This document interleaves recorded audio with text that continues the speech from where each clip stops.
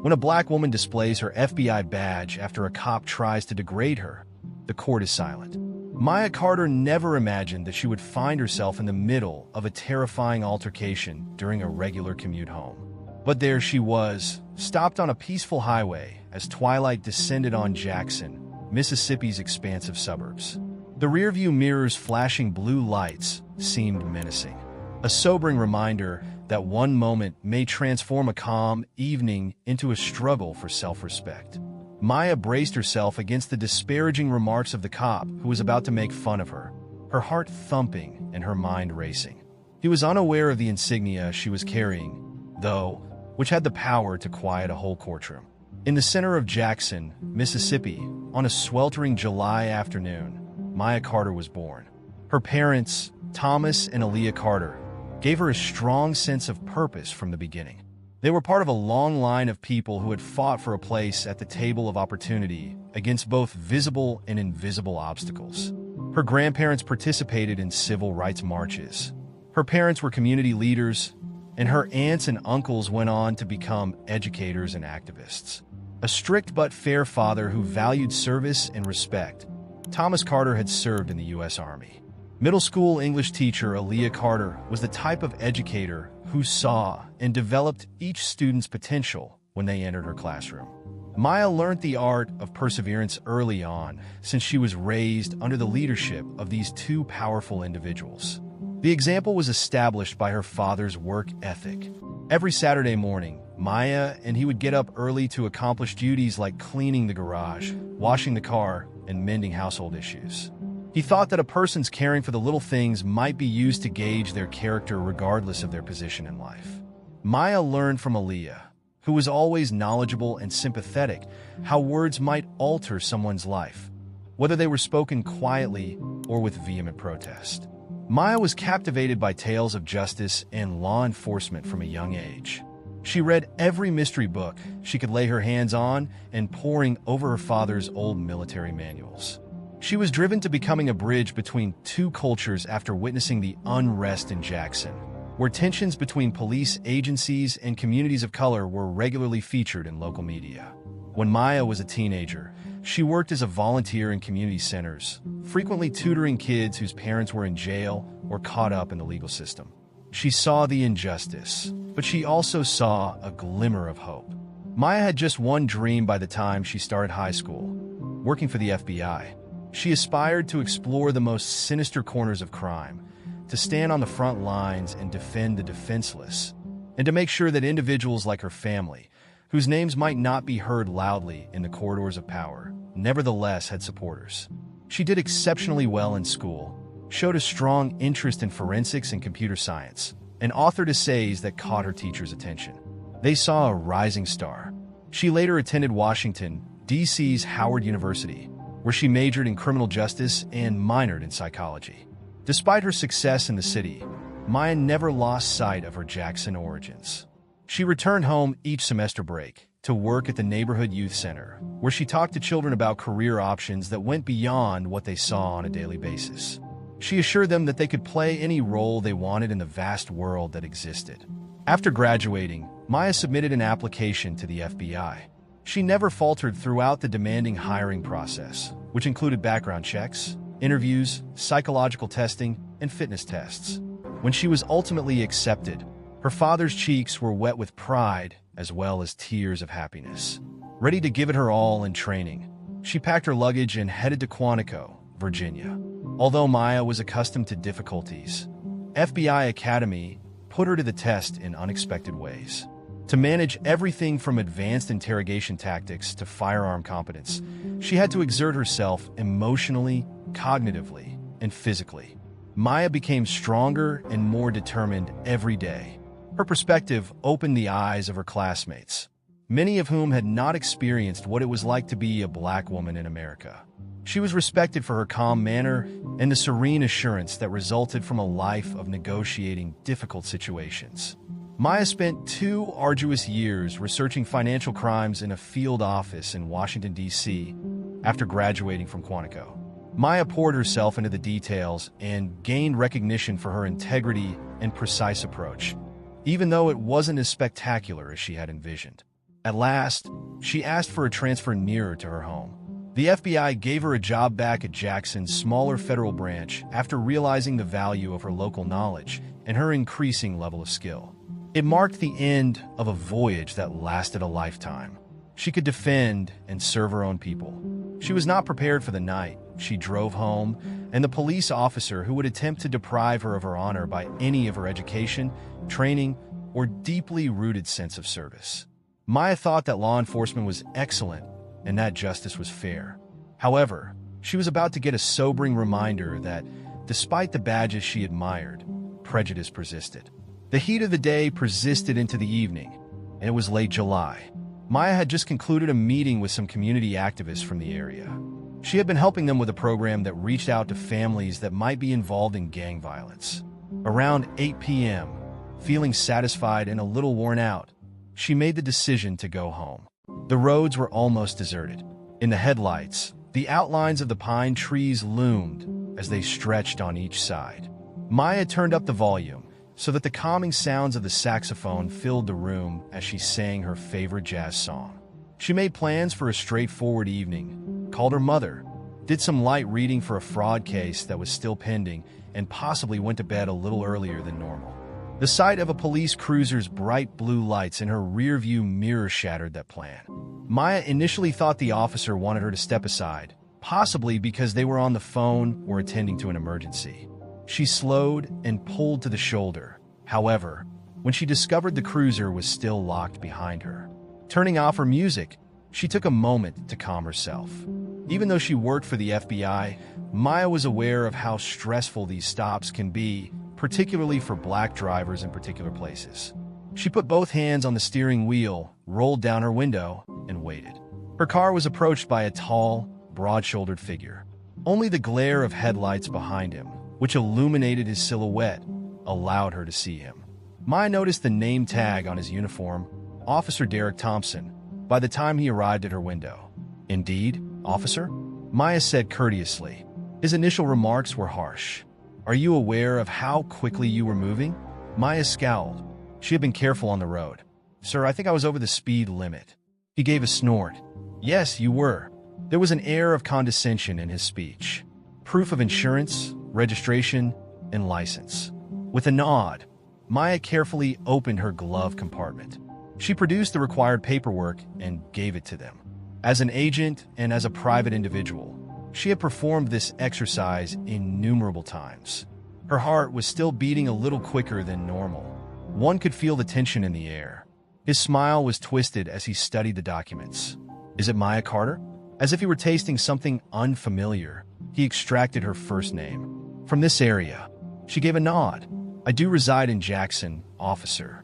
Officer Thompson hesitated before reaching for his radio. He bent closer. "For someone in your position, your car is a little too beautiful." Maya felt her stomach turn at his tone. She was aware of what was going to happen. "Do you have any firearms or illicit substances in your car? Do you want to tell me about any stolen items, perhaps?" "I don't, sir." Calmly, she answered. That's when Maya instinctively wanted to identify herself and present her FBI badge. Such an action frequently defused the situation. However, Maya made the decision to check if this was merely a normal stop. Maybe Officer Thompson was just acting aggressively. Maya was aware that sometimes disclosing her status too soon caused more conflict than was required. Particularly in tiny jurisdictions, some local officers didn't like it when federal agents stepped on their toes. Thompson's mouth twisted. "Get out of the car." "Officer, may I ask why?" "Suspicion. You veered off course." Maya's pulse accelerated. She was aware that she hadn't veered. She had kept her car in her lane, dead center, and the road had been deserted. "Officer, I've had a long day. I'm positive I didn't. Do you not want to comply?" He spat. He held his hand close to his holster. Maya inhaled deeply, resolved to maintain as much composure as possible. "No, officer. I'll leave." She didn't want to make matters worse by saying no. The full force of Mississippi's July heat enveloped her as she got out of her vehicle. Her clothes stuck to her skin from the moist humidity and the smell of tar. As he passed her, Officer Thompson shone a flashlight in her face, and then at the inside of her vehicle. His demeanor was theatrical, as if he were looking for illegal goods. "Could you please explain your late driving?" With a suspicious tone in his voice, he inquired. He interrupted her, just as she opened her mouth to speak. He leaned forward and added, "I'll tell you what this looks like to me." Maya could feel the animosity in his stance. Late at night, driving a nice car registered to Aaliyah Carter on a desolate stretch of road. "You see, I suppose a lot of people run dope through here. You don't want me to see what's in that trunk." Maya made herself stay composed. "I haven't done anything wrong, officer. I was on my way home. Go ahead and search the trunk if you want to." He gave her a suspicious look. "Would it be okay if I also checked your bag?" The world seemed to slow down to Maya. Her FBI identity was in her backpack. Her driver's license was in her regular wallet, but her official badge was hidden in a separate section of her purse. The issue was whether she should reveal her credentials and settle this, or let him search through without identifying herself. She gave him a look. She could see by the expression on his face that revealing her badge might not make things better. There was something poisonous about him. He grinned and said, "Miss Carter, you're being incredibly difficult, but if you have probable cause to search my bag, I'll cooperate, officer." His voice sounded almost menacing, and Maya's tolerance was wearing thin. "Not that I'm being tough, Officer Thompson. I understand my rights, and I'm complying with your legitimate request. If you want to see what's inside my bag." Abruptly, he snatched the luggage from the front seat. "We'll just have to wait and see." He shone his torch and started searching through it without waiting for her approval. Maya stood fuming inside, trying to strike a balance between her awareness that he was breaking protocol and her wish to maintain harmony. He produced a tiny leather case a few moments later. With the flashlight beaming over it, he flicked it open. His expression changed from one of shock to one of instant rage. "What on earth is this?" Maya drew in a calming breath. "I'm identified by the FBI, sir." He stood there for a time, his flashlight trembling. The friction between them solidified. Maya wasn't sure whether he would try to apologize or change course and become more aggressive. There was electricity in the air. Officer Thompson laughed without humor. "FBI?" He wouldn't return the case. "I see that you don't get a free pass through my jurisdiction because of your big city credentials, Miss Big Shot." Although Maya had heard the cliches about small-town cops harboring animosity against federal investigators, she had never experienced it so strongly. She raised her chin. "I'd prefer to leave, officer, if you have nothing else to hold me for." With a storm building in the back of his mind, he gazed at her. "This isn't how it operates. You see, I'm phoning a suspicious person with the local code 417. At the station, we'll take care of you." "Someone suspicious?" Maya repeated, unable to believe it. "You are aware that I am an FBI agent because you have my ID. Why would you?" Over her face, his flashlight flickered. "Since I am able to." Maya feared two more words. "I can." She had heard enough of them in testimonials and stories of injustice and overreach. She was experiencing it now. She might phone her field office, argue, or even flash her credentials once again. However, Maya was also aware that her safety might be in jeopardy on an empty highway with an officer who was not scared to cross the lines. The best course of action, she concluded, was to stay composed, comply, and settle things at the station. "All right," she said, her head held high. "But you're doing something wrong." Officer Thompson selected a frequency on his radio. He was obviously asking for backup, but Maya couldn't make out what he was saying. A second cop car pulled up a few moments later. A younger officer emerged, appearing more anxious than commanding. After shouting a few commands at him, Thompson quickly had Maya seated in the back of a cruise ship. The speed at which her world had changed in a single traffic stop left her speechless as she gazed through the tinted windows. She would be able to properly identify herself within the station. There must have been some formality. She suppressed the tidal wave of despair and rage and swallowed the lump in her throat. She reflected on her mother, father, and the innumerable individuals who had suffered from embarrassing encounters. "This is why you joined law enforcement, to root out exactly this kind of abuse," she told herself. Remain resilient. Even though the travel to the station was brief, it felt incredibly drawn out. Maya's presence seemed to unnerve the younger cop who was operating the vehicle. He averted his gaze whenever she met his in the rearview mirror, as if he was unsure whether to regard her as a colleague or a threat. Maya was led into a fluorescent-lit corridor as they reached the little, squat brick structure that housed the neighborhood police department. Officer Thompson ignored her completely, making sure to move forward. Maya's information was requested by another uniformed officer, who was most likely a desk clerk. "I have them already," Thompson yelled. "Enter Maya Carter's name into the system." The cashier worked at a keyboard, clicking away. Maya thought this whole situation would be resolved if he discovered that she was, in fact, an FBI agent. However, it's possible that Maya's agent status won't appear the way local records did. Maya surmised that this station was too tiny to have direct access to federal credentials, which were frequently divided into separate networks. Theoretically, if Thompson had serious doubts about her identity, he ought to have contacted the FBI field office, but he had not yet demonstrated any interest in due process. "Nothing out of the ordinary, officer," the desk clerk said. "No priors, no pending warrants." Thompson gave a scowl. "That's because she undoubtedly has high-ranking friends." He spoke in a sarcastic tone. Maya made an attempt to interrupt. "I'm sure if you get in touch, Officer Thompson." He turned to face the clerk and waved her away. "Second cell?" The clerk blinked. "Yes, we can move her to cell 2 as there is just one person in cell 1. He hesitated, unsure, and looked at Maya. "It's not a holding cell." "That's okay," Thompson remarked in a concluding tone. "Embrace her." Maya felt her heart race. Like a criminal, she was entering a cell. Nevertheless, she thought this was a strange error that could be rectified in a matter of minutes by calling her FBI superiors. The second officer avoided looking at her as they strolled smoothly together. The walls of the little holding cell had peeling paint. There was a stainless steel toilet in one corner and a single bench against one side. It smelled of disinfectant and old sweat.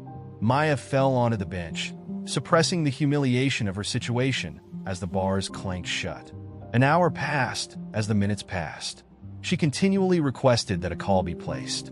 Waiting for Officer Thompson's approval, the younger officer murmured. Maya's frustration surged. This was a blatant disregard for protocol. Determined to record every aspect after she left, she made mental notes. Finally, Thompson walked in with a smug smile on his lips. "Is the cell comfortable?" Maya looked up into his eyes. "I am able to call you, or even better, I can provide you with a detailed list of my qualifications. Speak with my field office." He squinted his eyes. "Do you want me to give your FBI friends a call?" "Yes, I don't think you're that high. Maybe you falsified certain documents. Do you really believe that you can simply enter, wave your beautiful badge, and leave? Not in my community." Maya swallowed a wave of rage and replied, "Look, I'm attempting to assist you. You'll see once you've verified who I am." The clang reverberated as Thompson pounded on the metal bars. "That's not how it works here, I told you. Until I make a decision, you won't be making any calls. You are welcome to speak with the judge tomorrow morning. We'll check to see whether you continue to boast about your FBI credentials." He then pivoted on his heel and walked away, leaving Maya shaking with a mixture of worry and rage. During her investigations, she had confronted crooks, but this was different. This was a perverse misuse of authority by someone who wore the same law enforcement uniform she had vowed to protect. She had no idea how bad night in a holding cell might go. The overhead light hummed as it flickered. Maya occasionally heard the clang of another cell door or a yell in the distance. She fell asleep at one point, but the smallest sound caused her to startle awake. Her thoughts swirled. This needs to be resolved quickly.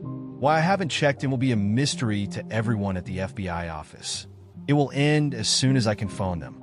Maya's clothes were crumpled and her hair was disheveled as the sun rose. Her eyes, which were normally sparkling, were marked with fatigue. She was escorted out by the second officer, who she recognized from his badge as Officer Julian Park. "It's court time," he murmured softly. He sounded more resigned to obeying orders than malevolent. Her legs were stiff from spending the night on the bench, so she stretched them before leaving. Another round of humiliation. FBI agent Maya Carter being escorted to a courthouse in handcuffs. But she also hoped that truth and reason would win out here. The county courthouse was a simple structure with a small set of steps up to the main entrance and walls made of fading brick. It is possible that Maya had more allies in larger jurisdictions. She felt isolated here in this isolated setting. Even for a ridiculous charge, it was startling to be a defendant, even if she was aware of how courts normally functioned. As he led Maya into the building, Officer Thompson appeared to relish the attention. She sensed the quiet whispers and the interested looks of onlookers. A lawyers wandered about in the hallway. One, a middle-aged black woman in a well-ironed suit, looked at Maya for a moment, her face displaying a mixture of bewilderment and worry. They marched Maya into a little courtroom. A few people were waiting for their own hearings, and the wooden pews were half empty. The judge would soon sit on an elevated platform at the front. To one side, close to the Mississippi state flag, was a lone American flag. The scent of aged leather from the seats permeated the air, and the overhead lights flickered a little. Judge Karen Ellison arrived with her black robe and a severe look after a few minutes of uncomfortable quiet. The court was in session. The bailiff read off the names of those who will be appearing as he announced the timetable. Thompson wanted to make a big show of it, so Maya's turn came last. The judge gave Maya a curious glance. Thompson had to explain the reason for the arrest as Maya stood in front of the bench with him on each side. The courtroom was more silent than a graveyard. "You're right, Your Honor." Thompson cleared his throat. "I stopped Ms. Carter for driving too erratically. She appeared to be intoxicated. She expressed suspicion, refused to comply, and claimed to be an FBI agent. I brought her in on suspicion of resisting arrest and perhaps having counterfeit identification because her ID appears dubious." Maya's blood began to boil. Thompson had completely misrepresented the facts. She started to say something, but since she didn't yet have a defense attorney, the judge ignored Maya's attempt and asked Thompson another question. Judge Ellison asked Officer Thompson if he had taken a sobriety test. Thompson hesitated. "Not quite, Your Honor, but I had reason to think she was veering and behaving strangely." The judge's face grew slightly sterner. "To believe? Did you discover any weapons or drugs in her vehicle?" "No, Your Honor." "Additionally, have you tried to confirm the FBI credentials you mentioned?" Awkwardly, Thompson cleared his throat. "I tried phoning a contact, but I didn't get a response right away because it was after hours." The eyebrows of Judge Ellison went up. "Officer Thompson, the substance of these accusations is significantly altered if Ms. Carter is an FBI agent.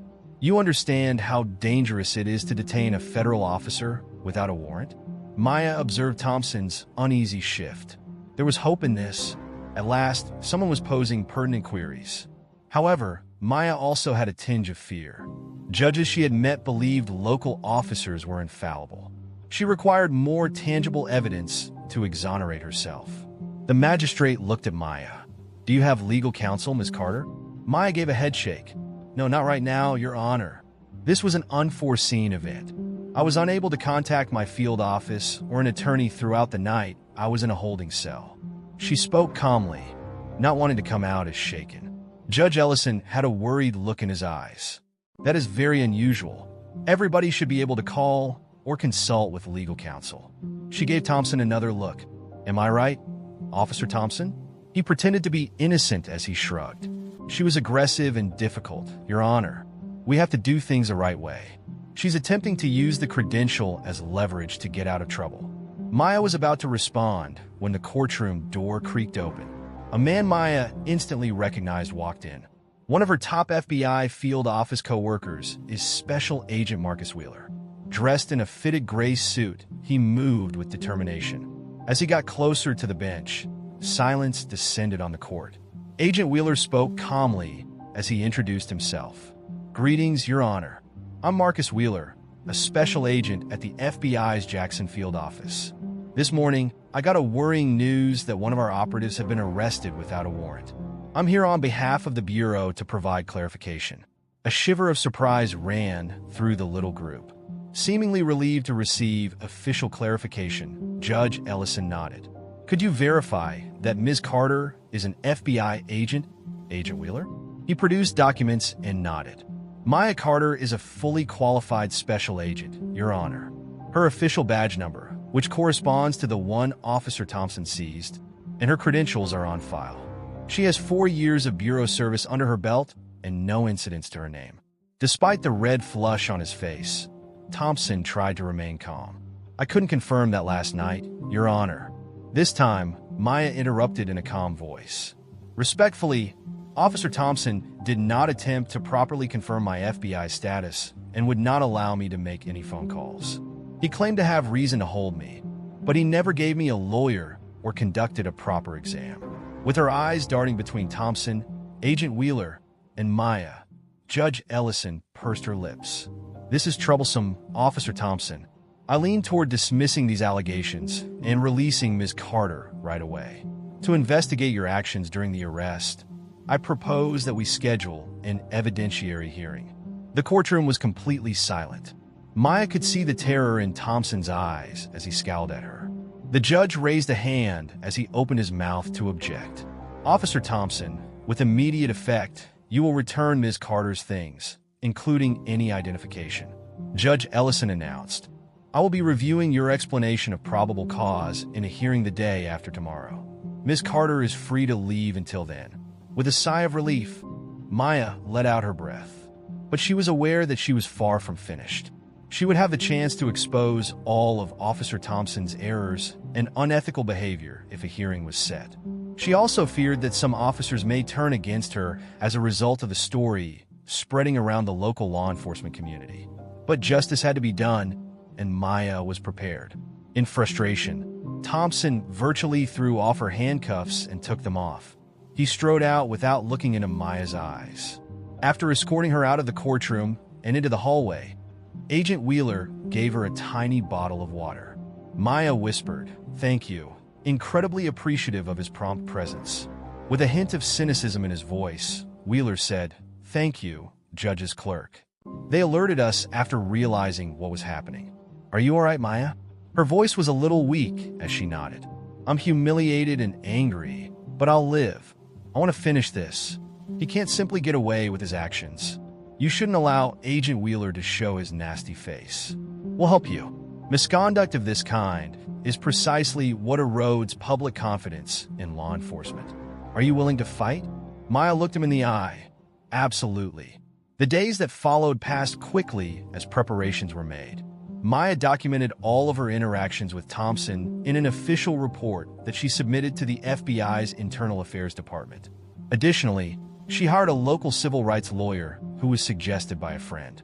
The lawyer, Tamara McKnight, was the same lady Maya had seen in the hallway of the courthouse. She was an experienced litigator who had gained notoriety by taking on cases involving police corruption. In Jackson, Tamara had a reputation for being fiercely independent and unflappable. Telling her parents the story also took a toll on Maya's emotions. To avoid giving them a restless night, she waited until after her discharge. Over the phone, her mother's voice broke with worry. "Do you want me to be at the courthouse or come down to the station with you?" her normally stoic father said. Maya politely refused. Although she was grateful for the assistance, she had to deal with this in her professional role. The mood in Maya's FBI field office was tense. The fact that a local police had so openly mistreated one of her co-workers infuriated many of them. Some gave Maya tips on how to behave during the hearing. Some cautioned that defying local law enforcement would sour relations that are essential to teamwork. Maya was aware of the distinction between allowing wrongdoing to continue and collaborating honestly.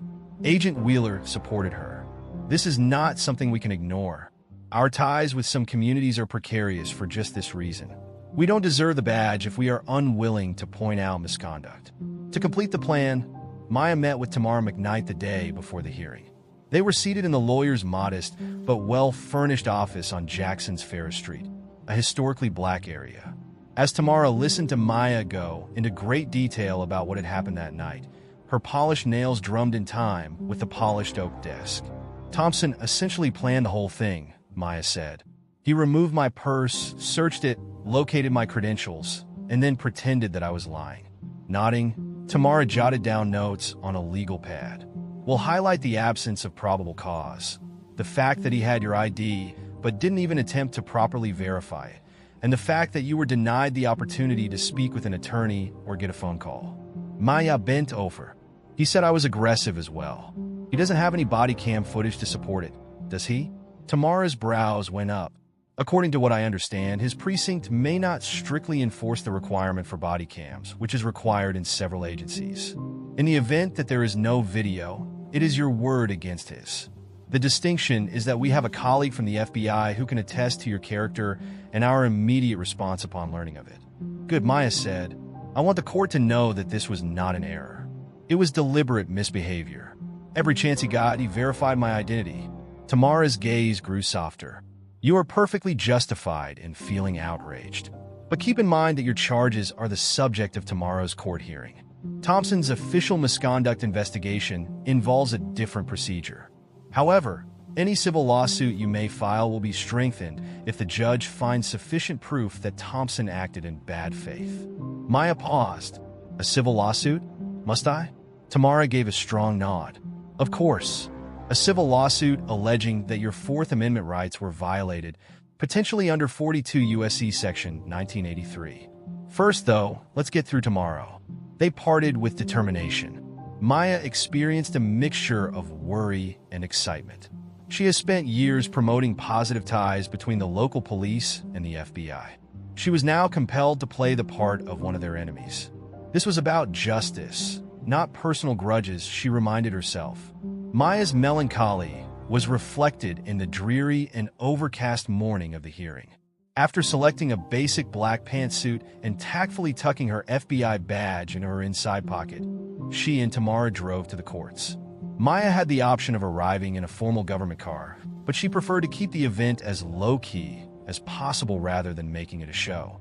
A few spectators had gathered outside the courthouse, most likely relatives of those scheduled to appear in court. Evidently aware of the unusual situation between an FBI agent and a local police officer, a local TV team lingered. When Maya noticed a reporter observing her, she became a little uneasy. Although she preferred to conduct her investigative job behind the scenes and wasn't accustomed to being in the spotlight, she squared her shoulders. Raising awareness could stop the next disaster like this one. So whatever, with unflinching assurance, Tamara walked alongside her. The courtroom was busy when they walked into the building. Officer Thompson, a wiry man in a rumpled blazer, stood close to his lawyer and gave Maya a contemptuous look. Judge Ellison came in holding a gavel. Silence descended on the room again. The court hearing for Maya Carter's case is currently underway. Charges include allegedly giving false identity and obstructing an officer. The room reverberated with the judge's voice. Thompson's advisor appeared nervous. Maya sat down next to Tamara, her stance calm despite her racing heart. We have new evidence and testimony to consider, the judge started. All right, Miss McKnight. Tamara stood up, fiddling with her suit jacket. Your Honor, thank you. I want to call Maya Carter to give her testimony regarding what happened that night. Maya took the stand as a witness. After being sworn in, she started to narrate the timeline with Tamara's help. The first stop, Thompson's combative behavior, his searching of her purse for her FBI credentials, and the fact that he had detained her in a holding cell without permitting her to make a phone call. Tamara's inquiries were systematic and straightforward, with the intention of presenting an officer who had overreached himself. Maya responded coolly, not letting her annoyance affect her voice. She mentioned the regular protocols for confirming government identification, her training, and the proper way to conduct traffic stops. Thompson's attorney stood up when Tamara was done. Miss Carter, you say Officer Thompson searched your suitcase without your consent. Did you tell him no, or did you just refuse to help him? Maya remained calm despite her outbursts. If he had probable cause, I would have cooperated with a legal search. Beyond the unsupported allegation that I was swerving, he never provided a clear probable cause and did not wait for my consent. He grabbed my purse and looked through it. How can you be certain that you didn't go off course? The attorney pressed. Maya took a breath and remained calm. There was nobody else on that length of road, so I paid close attention to it. I am aware that I was also driving within the speed limit. Tamara protested. So it's your word against his. The officer didn't use body cam footage or a sobriety test to verify that Miss Carter was driving recklessly. Other drivers didn't report weaving, so it's just conjecture. Sustained, Judge Ellison nodded. Counselor, please go on. With a little smirk, The lawyer continued. Okay, so if Miss Carter is an FBI agent, one would question why she didn't tell Officer Thompson right away to prevent confusion. Maya's gaze flickered. Is that considered polite? Typically, officers identify themselves, and we follow directions. I presented my registration and driver's license. I thought he would do a standard check. I didn't disclose my FBI credentials until he exacerbated the issue. In any case, there is no justification for him to disregard me after he obtained the badge. The attorney frowned and took a seat. Tamara turned to the judge after giving Maya a subtle smile. I would like to speak with Special Agent Marcus Wheeler, Your Honor, to confirm Miss Carter's condition and go over the call logs from our office that night. Next to testify was Agent Wheeler. He produced phone logs that demonstrated Maya's frequent attempts to check in at approximately 8 p.m. The FBI looked into it the following morning because of her sudden radio silence. He also described their internal verification system, which had Officer Thompson or his station properly requested it, would have verified Maya's identity. In an attempt to rebut, Thompson's attorney implied that local police enforcement might not have immediate access to the FBI system. However, Wheeler gently clarified that the station merely had to contact the main line or leave a message. Within half an hour, an agent on call would have replied. The fact that no effort was made suggested that Maya's rights were purposefully denied. Thompson was standing glumly beside the defense table when the judge turned to face him. Do you have any witnesses or proof, Officer Thompson? He cleared his throat. Your Honor, I don't. The dash cam was being fixed. That night, my buddy didn't record anything because he was a new recruit. However, I believe Ms. Carter was behaving strangely. Judge Ellison's expression did not change. Why didn't you follow regular protocol and perform a comprehensive search or at least administer a sobriety test? I'm FBI, Thompson murmured, but she was resistant. It was something I wanted to do at the station. Thompson's eyes darted anxiously, but he did not allow her to make a phone call or check her identity. Yes, I was carrying out my duties, Your Honor. Judge Ellison replied in a cold voice. Dodgy interpretation of your job. While the judge reviewed the evidence, the session was temporarily adjourned. Maya's stomach was a coil of tightness. Although Tamara nodded reassuringly, Maya's mind was racing with all the conceivable scenarios. Although local politics could occasionally tip the scales in unexpected ways, she was aware that the law was on her side. The courtroom became hushed as Judge Ellison reappeared. Officer Thompson bungled Ms. Carter's detention, violated protocol in verifying her federal credentials, and lacked probable cause for the traffic stop, in my opinion. We hereby dismiss the accusations of obstruction of an officer and fake identity against Ms. Carter. In addition, I'm suggesting that Officer Thompson's actions be looked into internally, and I'll ask the District Attorney's Office to look into any potential official misconduct charges. Maya felt a palpable surge of relief. She saw anger flicker behind Thompson's eyes as his cheeks flushed. The hearing came to an end when the judge struck the gavel. The gallery's spectators muttered, some in surprise, some in joy. Maya experienced both a deep sense of sadness and a sense of vindication. It is regrettable that a fellow law enforcement official had to resort to such a heinous abuse of authority. Reporters were gathered outside the courtroom. Maya made a quick comment and was softly protected by Tamara. I appreciate that the court acknowledged the abuse of authority in this instance. I'm hoping that this incident starts a wider discussion about law enforcement's accountability, training, and respect for the communities they serve. Then they parted ways, Maya's heart racing with a mix of determination and victory. She knew the fight was not over, but she wanted to enjoy the moment. Thompson might not relinquish power so readily because he had experienced it once. Maya kept herself occupied for the following few weeks. She was officially back to her usual FBI work. She became Jackson's unofficial center of attention. The story was contested by news outlets. Racial profiling, FBI agents, police arrests, or honest error.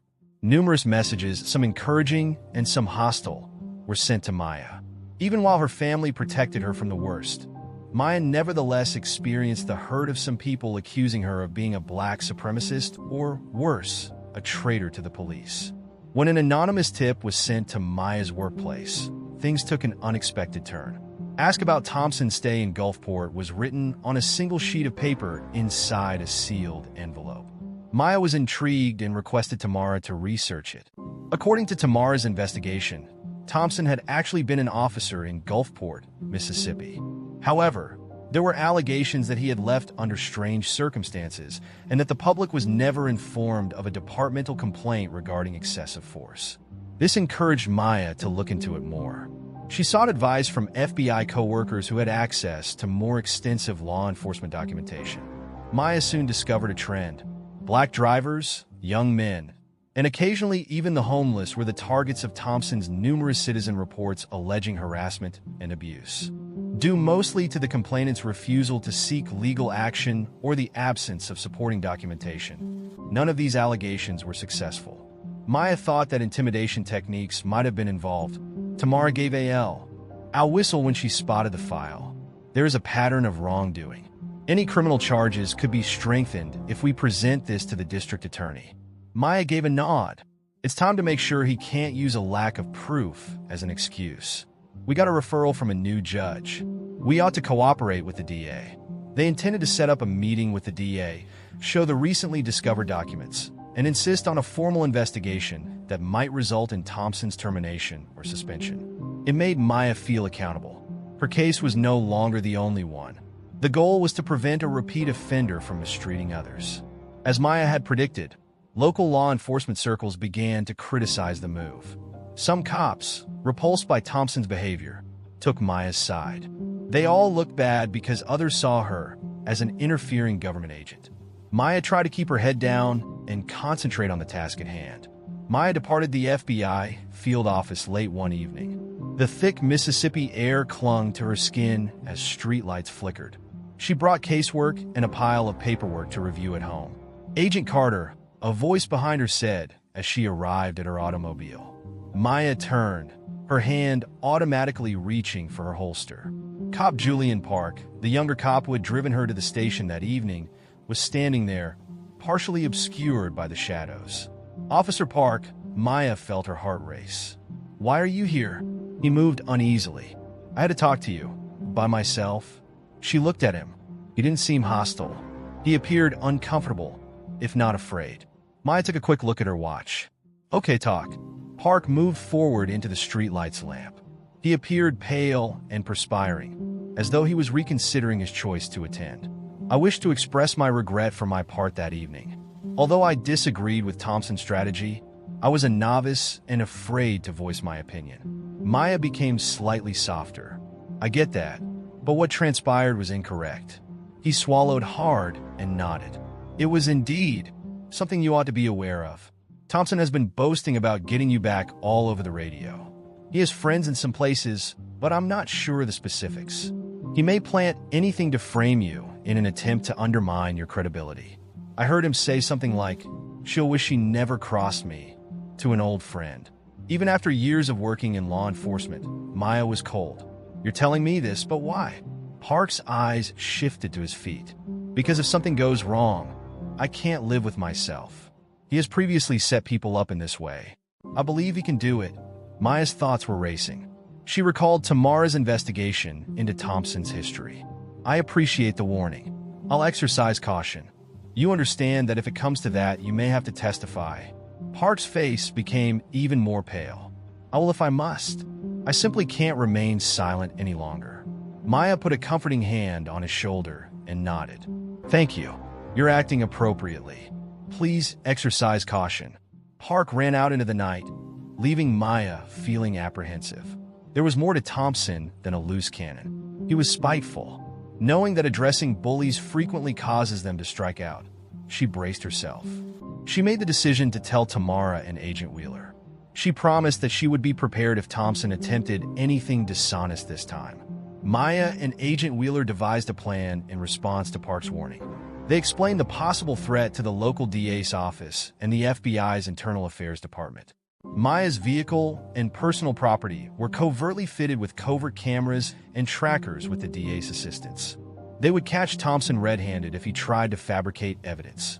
Maya stayed alert as the days passed without any indication of concern.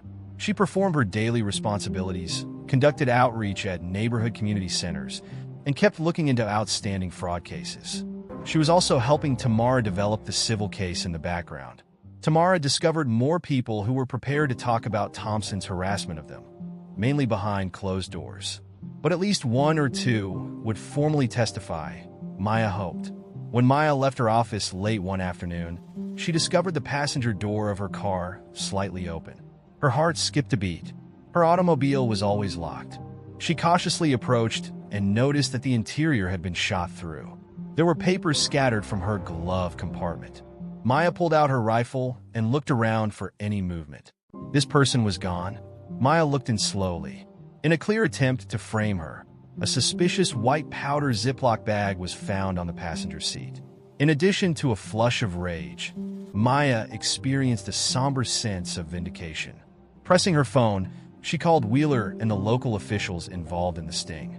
A specialized team showed up in a matter of minutes, collected the bag as evidence, and dusted for prints. Everything had been recorded by the covert camera Maya had placed in the dome light of her automobile. Later, when Maya watched the video, her suspicions were validated. Officer Derek Thompson's irate features were as visible as day. He had placed the drug bag, picked the lock, and searched Maya's car. "Let's see you talk your way out of this, FBI princess," he even murmured to himself. Maya's throat tightened with breath. Park had been right to warn. This went much beyond a small grievance. This was a really serious crime. However, Maya also possessed all the proof required to defeat Thompson. Within a week, Thompson was charged by the district attorney's office with attempted entrapment, tampering with evidence, and other offenses. Because of the video's clarity and Thompson's previous complaint history, the matter proceeded quickly. The crucial witness was Maya. Ironically, they ended up back in the same courtroom, this time in front of Judge Ellison. Maya wasn't the defendant this time. She served as the prosecution's main witness. Reporters, local activists, and interested citizens filled the courtroom. There was a noticeable tension. Thompson came in, accompanied by an older, more formidable man who was his new attorney. On a big screen, the video proof was shown. The crowd erupted in gasps as Thompson was spotted putting the narcotics in Maya's car. The FBI forensic section had confirmed the validity of the tape, despite the defense's attempt to claim it may have been altered. Additionally, they attempted to set Thompson up by claiming Maya had a grudge. However, the DA had approved the camera's presence beforehand, specifically since Maya had been alerted to Thompson's plans. Park's voice was tremulous but determined as he testified. He recounted the exchange he heard, in which Thompson boasted about having framed Maya. Park was called a disgruntled rookie by the defense. Park remained steadfast, saying again, "I heard him plan to plant evidence. I had to say something." Maya was the last to stand. She described how Thompson's pestering had affected her emotionally, the night she spent in the holding cell, and the precautions she had to take. Tamara calmly watched from her seat in the gallery. The time for closing arguments finally came. The prosecutor highlighted Thompson's past transgressions, the video evidence, as well as Maya and Officer Park's sworn statements. As a final resort, Thompson's attorney accused Maya of being power-hungry and using the FBI to exact personal retribution. However, such line of reasoning was disproved by Maya's composed manner and the indisputable video evidence. The jury spent less than an hour deliberating. They were found guilty on several charges, including misconduct and tampering with the evidence. There was silence in the room. As the bailiff dragged Thompson away, he glared at Maya with unmasked loathing. Maya refrained from boasting. She experienced a mixed emotion of relief and sadness. An additional law-abiding cop had opted for corruption and discrimination. In addition to her, he had hurt innumerable people before her. Maya found out after the conviction that Thompson might have to serve time in prison. Weeks later, the sentence hearing was held. His former victims come forward. Some said that he had threatened them, unlawfully searched them, and eroded their faith in the police. He was given a sentence of 4 years in state prison by the judge, with the option of release after 2 years. The sun was warm against Maya's face as she left the courthouse after the sentencing. With a faint smile, Tamara joined her. "You succeeded," she replied, giving Maya a shoulder pat. "Justice was done." Maya let out a quivering exhale. I still have some sadness in me. That was his uniform. The uniform used to be my idol. Tamara gave a nod. Integrity is not a given when wearing a uniform. Maya, you were really brave. Maya's civil claim moved forward without incident in the days that followed. In order to avoid a drawn-out trial, the municipality swiftly reached a settlement. Maya demanded that a portion of the compensation go to youth mentorship and civil rights initiatives in the area. She hoped that the injustice she experienced would lead to something positive. Maya became a modest local celebrity as a result of media coverage. Her courage was commended by some. She took the police force under examination, which angered others. However, Maya was aware that it was larger than her. It was worth it if her experience saved even one other person from being abused like that. She struggled in isolation with the emotional fallout, memories of the holding cell, and that helpless anger. One weekend, her father quietly supported her by taking her fishing, allowing the calm waters to calm her anxiety. As she prepared her favorite foods, her mother told her how proud the whole family was.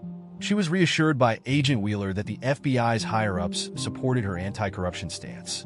Maya resumed her regular activities, looking into white-collar crimes and giving back to the society.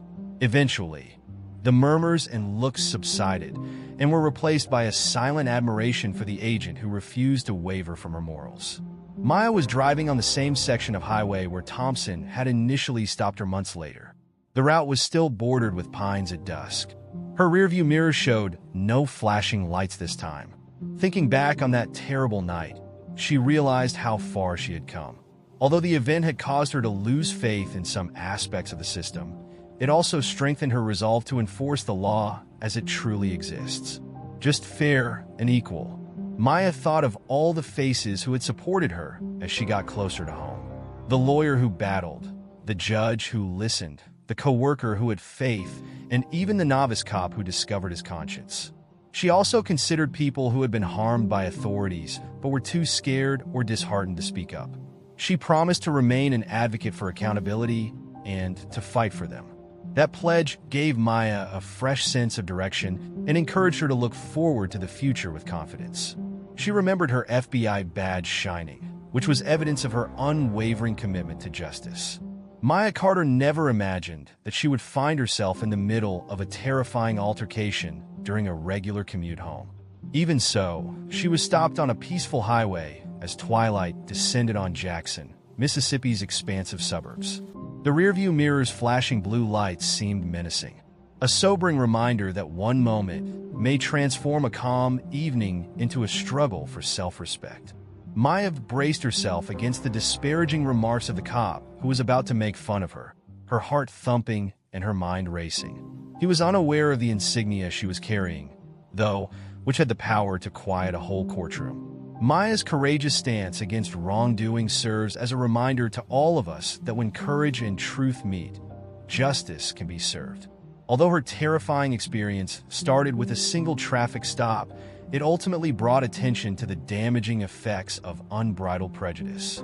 No one is above the law, not even those who wear the badge, as demonstrated by her tenacity and the encouragement of those who dare to speak up. If Maya's story speaks to you, please hit the like button and tell your friends about this video to help spread the word. For more motivational and enlightening tales that ignite discussions about honesty, equality, and the fight for justice, be sure to subscribe to the channel. By working together, we can ensure that accountability is a top priority in all facets of our communities and keep these important problems at the forefront of everyone's mind. Thank you for viewing, and keep in mind that every one of us is the first to truly change.